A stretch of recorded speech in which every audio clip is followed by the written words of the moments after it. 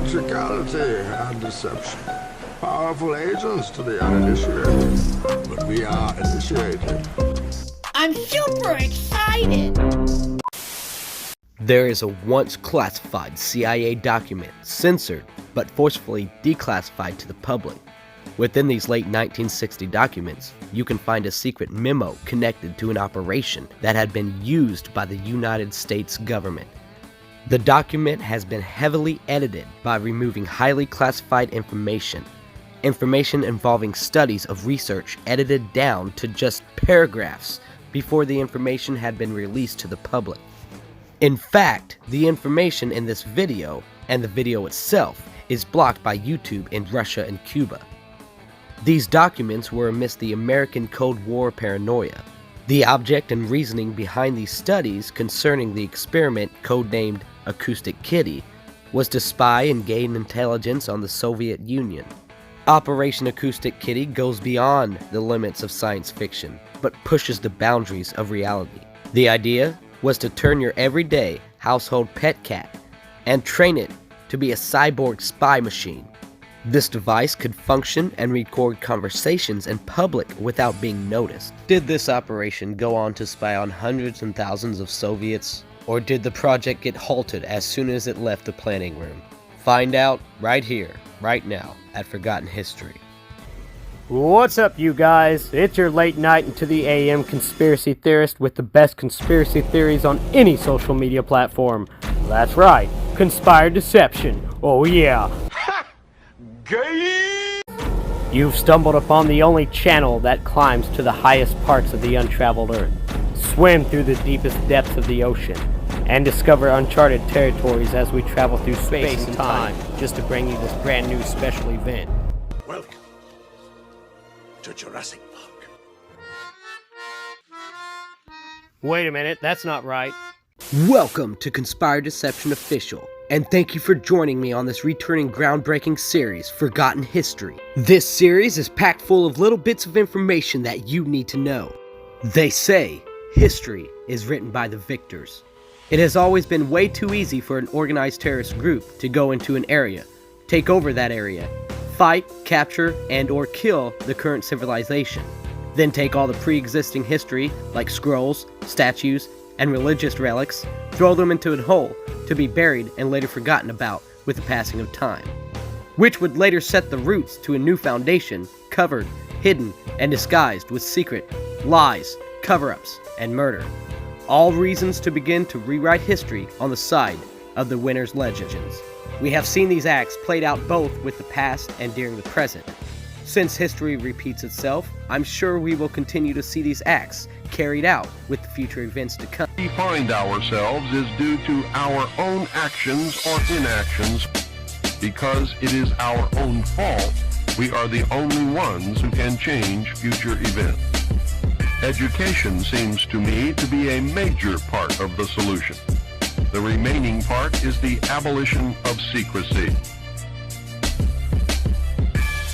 Through ignorance or misplaced trust, we as a people have abdicated our role as the watchdog of our government. If we had done our jobs as citizens, we would never have reached this point. Most of us are completely ignorant as to even the most basic functions of our government. We have truly become a nation of sheep. It really is sad when you stop to think about all the history that have been lost or destroyed. Information that would have answered so many unanswered questions. For example, Alexander the Great. Alexander the Great traveled the world conquering and collecting history and wisdom that he proceeded to bring back information to his home in Rome. There, he had the world's largest library that had been filled with countless books, scrolls, and artifacts. Sadly, the library was burnt down and destroyed with the fall of Rome, so all that information and history had been lost forever. So join me for a minute. Let's jump into our imaginary time machines, hit the accelerator to 88 miles per hour, and let's travel back in time. Whoops! It's too far. Let's get back in the machine and go forward. The 60s. The most exciting and confusing of any disorderly periods of modern history. The events of the time tend to cause disagreements and hostility in one of the most divisive decades in modern history. The era was full of protests and riots involving the time. It was marked by civil rights, counterculture movements, political assassinations, and emerging generation gap. And that's putting it lightly. When I say it was full of protests, that is an understatement. There were so many that the exact number is unknown. The 1960s protests consist of anti-war, including Vietnam, hippies, including subculture, peace protests against the war, social and poverty, environmental, women's rights movement, students, countercultural, birth control, including abortion, Chango, beauty pageant, land rights, anti-nuclear, youth and campus protests, U.S. Berkeley, equality, nonviolent, schools against civil rights, Americans against the English, civil rights, including the Jim Crow law, set-in strikes, including the civil rights, fashion, college, human rights, Latinos, integration, freedom, protests against America, San Francisco, gay rights, police brutality, high supermarket prices. And let's not forget the forgotten United States draft. For those of you that don't know the history of the American draft, you will be surprised to hear that the draft lasted 25 years, from 1940 all the way to 1973. It's crazy that they brush right past the subject in history class. At the time, America was on the verge of a third world war. America was in the middle of a threat of a Cold War, a scarce constant worry of a nuclear attack due to our bickering with Russia, Cuba, and the Communist Party. Any attempts to hold solid ground on foreign land, like Cuba, has failed, including the invasion of Bay of Pigs. Since America wasn't allowed on Cuba's soil, we had to come up with some kind of idea to get eyes and ears to spy on Cuba and find out if they were planning an attack on American soil. The American government came together to discuss their options. So, they decided to hand over the project to the already existing independent branch, separated but hidden within the United States government itself, the United States Central Intelligence Agency, aka the CIA. Now, I know what some of you conspiracy theorists are thinking. Well, I thought the CIA was created to cover up the JFK assassination in 1963. According to the research on Google, the United States Central Intelligence Agency dates back to September 18, 1947. The CIA is a branch within the already pre-existing independently organized FBI. So the theory of the CIA being created to cover up the assassination of JFK has been debunked. Now, does that mean the CIA did not have a part in planning or covering up the assassination? Well, no. Clearly they did, because the initial story doesn't really add up and is filled with plot holes. In fact, there were many reasons why the American government wanted to get rid of JFK. One main reason in particular, JFK outed the corruption going on inside the American government and promised the American people the proof and evidence.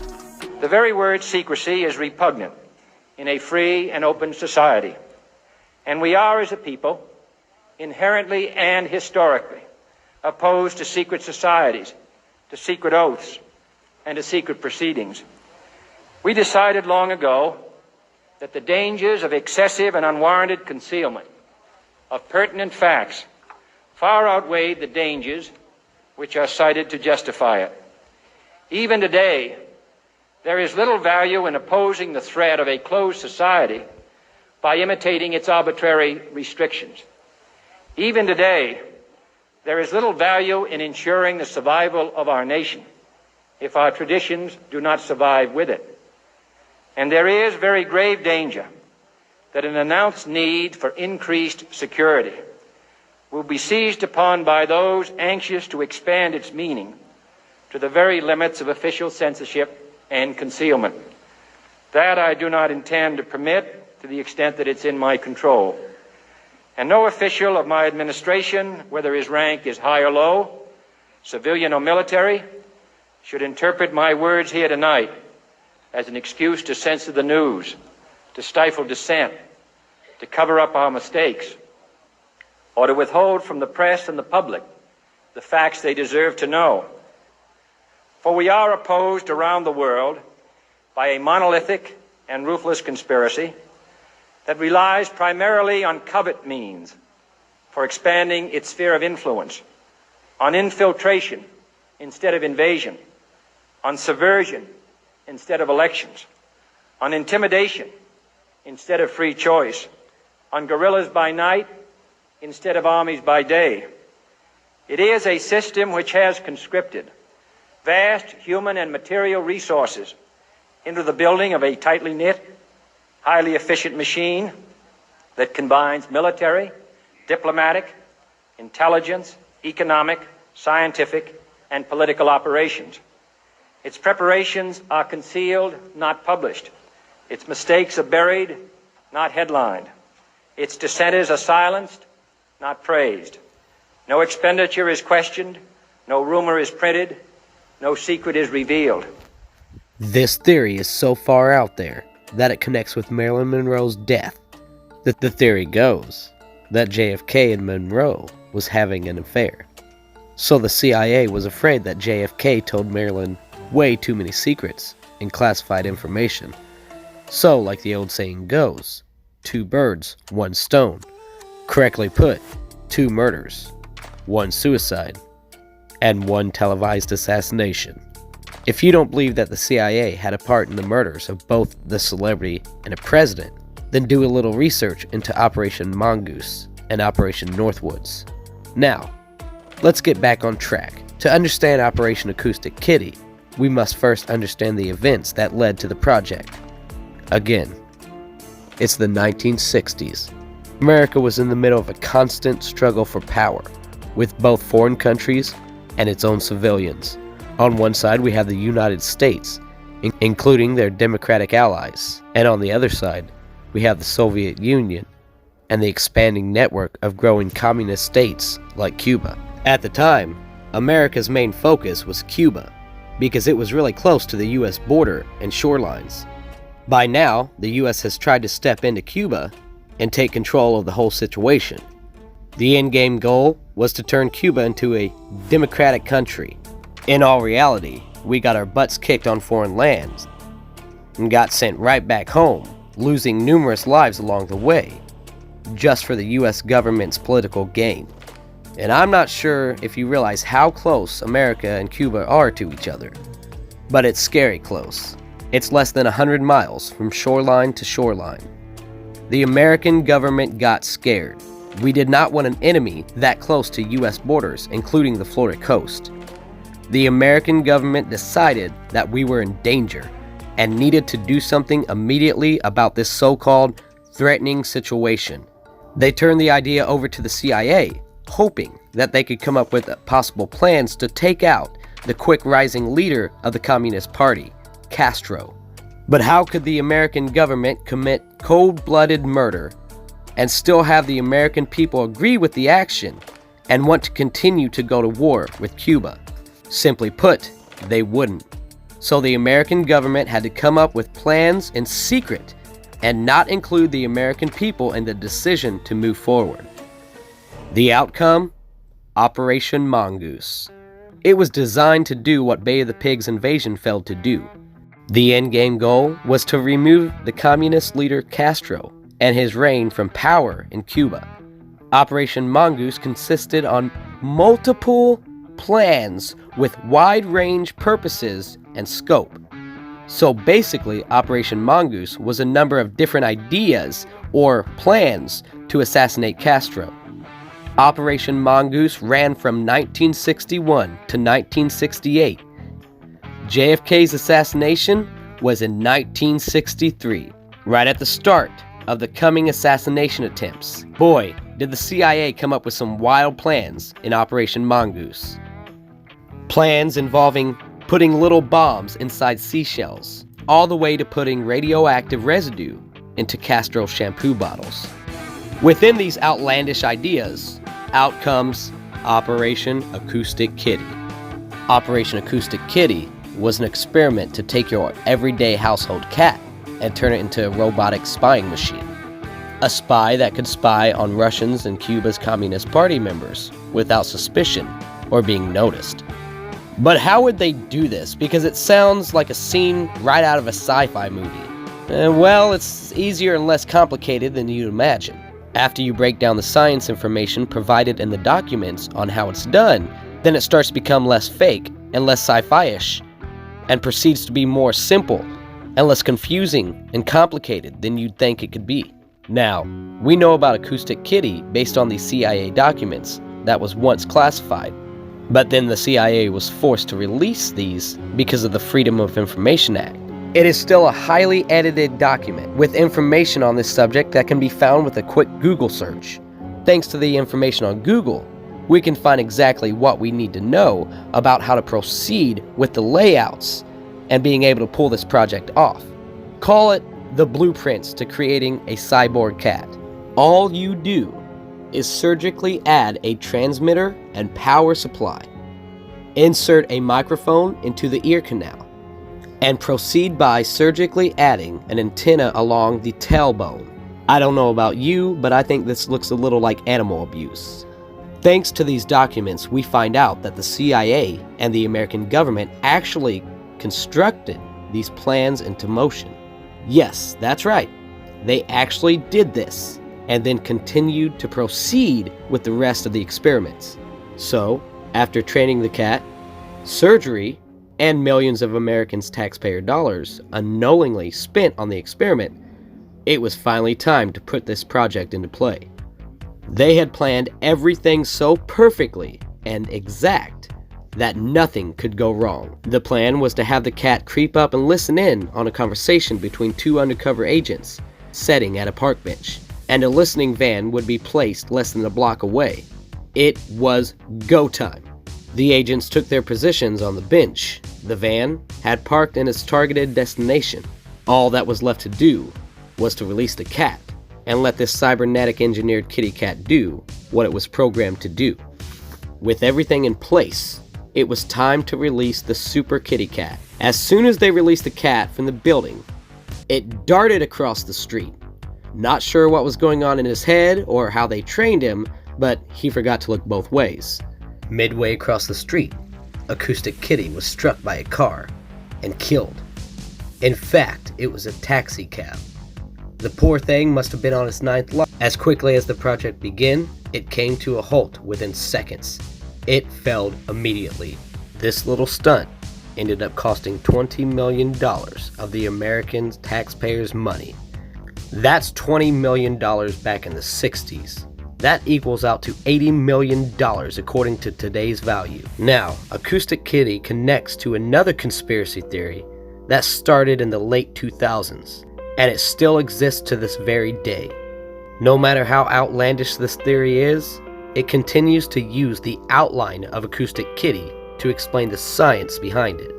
There are people out there that actually believe the birds of America, that's right, the birds you see flying in the sky every day, has been killed and replaced with flying robotic drones disguised as birds. Listen, whether you believe what I'm about to say right now is really completely up to you, but I know this to be 100% factual and I have the proof to back it up. You will not hear about this in the mainstream media, but in the 40 years between 1959 and 2001, the United States government murdered every bird in existence using poisonous toxins dropped from airplanes. Now, while they did this, they replaced all the dead birds with surveillance drones in disguise that look indistinguishable from a real bird. Now, we see these birds every day and they see us feeding our information back to the government. Now, here's the thing. In the late 1970s, a group of people found out that the government was doing this and started a movement to spread awareness called Birds Aren't Real. The government easily censored this movement, though. This was before the internet, so it was super easy to do that. In the past few years, the Birds Aren't Real movement has returned. And we are the new generation of it. Our goal is to spread awareness about what's happened. People deserve to know. With the internet, it's a lot harder for the government to censor us this time. As of today, over 1 million people back this idea with so-called evidence and proof. They are called bird truthers. It is a person who does not believe in birds, and they are part of a larger movement, the Birds Aren't Real movement. This looks like this. Their argument stems from 1959 to 2001. They claim that the United States killed and replaced 12 million birds with surveillance drones. The evidence of this theory goes as far to bravely compare the engineering to Acoustic Kitty's science. They even go as far to say that the birds themselves charge on power lines. Heading deeper into the theory, you learn that power lines was created just for that reason alone. And then you begin to lean into Tesla and the cover-up of free energy. Yeah, crazy stuff. Very interesting dig if you have the time to fall down another rabbit hole. Sadly, this conspiracy theory is not true. The theory was created in 2017 in under just 3 minutes by someone who's just acting, playing a part, just an actor in their own personal online movie, according to an interview on Vice on YouTube. Peter admits that he made the whole thing up, and as time goes on, more and more people added information to the theory to make it more believable. Honestly, it's kind of offensive. Okay. This is the first time that I've ever broken character in an interview, yeah. And I've realized I don't know how to do it. Like, I have no idea how to be out of character on camera. Like, I don't know. Yeah, it's been a really interesting experience. I have been playing a character for the past 5 years who believes that every bird is a surveillance drone and who's part of a larger movement called the Birds Aren't Real movement. I've been basically representing the movement, never leaving character, even in like behind the scenes conversations with journalists or anything. So this is new, a new experience for me.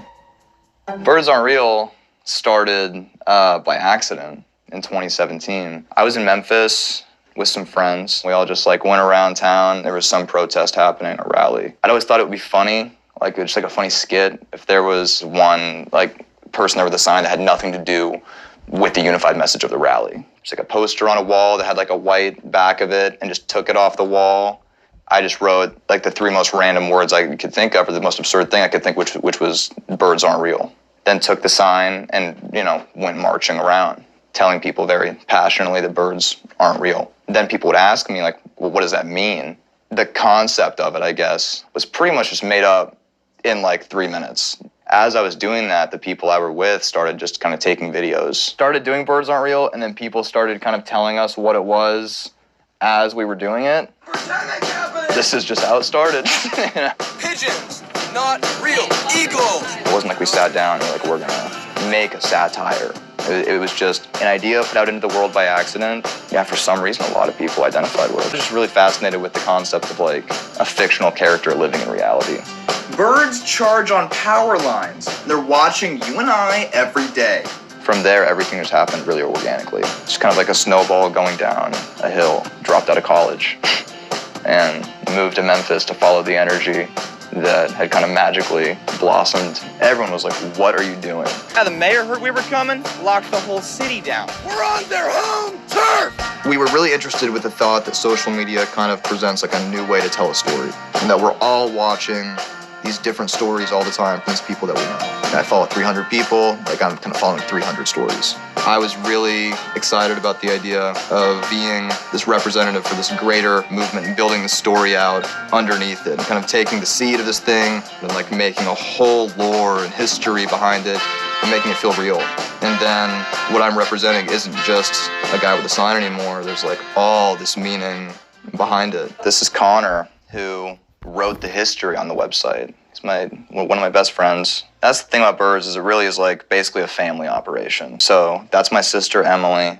We built this set in 24 hours in Little Rock. Since the Eisenhower administration, the U.S. government has been committing genocide on the entire bird population and replaced... Connor came in and ended up helping me write all the history and build out kind of this whole world. It's just a super small team. I made the Vietnam War part of Birds Aren't Real lore. Then Nick joined the team, and I work with Nick, to write the arcs. That's why there's jokes in like the history. There's winks. There's twinkles in the eye and everything. Yeah, there's clear jokes. There's always been a wink and everything. So we never set out to make an actual conspiracy theory. If anyone digs for 5 minutes, 10 minutes, actually watches a couple of the videos, If anyone puts some thought into it, Yeah, it's clearly you a can joke. see what's going on. Yeah. This is Birds Aren't Real. You know, there's nothing more conspiracy than a conspiracy van. Literally, it's like, this information needs to get out so bad, I'm going to put it on my car. We like to tell people this is not what's actually going on. Way more complex. That's outdated. Yeah, way more complex technology. This is one of the first models. Now, as crazy and outlandish as this theory goes, we are seeing these events played out in modern times. New Mexico researchers developed taxidermied bird drones, and according to new science, dead birds are made into drones and could spy on animals and humans. Now, what does that story sound like? Remember, every conspiracy theory starts out with a little bit of truth. Acoustic Kitty is our seed that allows the theory to grow. And now the theory has grown into reality. And with that being said, that's going to be it for me, guys. I hope you were able to sit back, relax, and let the red pill kick in. I hope you were able to expand your mind and your way of thinking and maybe you learned something new. The object of this channel is for you to stand outside the box, take in a little information here, take in a little information from over there, combine the two, mix them around in your brain, and come up with your own theory. What is possible to you? Please don't forget to like, subscribe, follow, befriend, or whatever it is. Thank you for your time, and thank you for your support. And I hope to see you again real soon on the next episode of Forgotten History, the only series that unearths history's buried secrets, right here at Conspired Deception Official.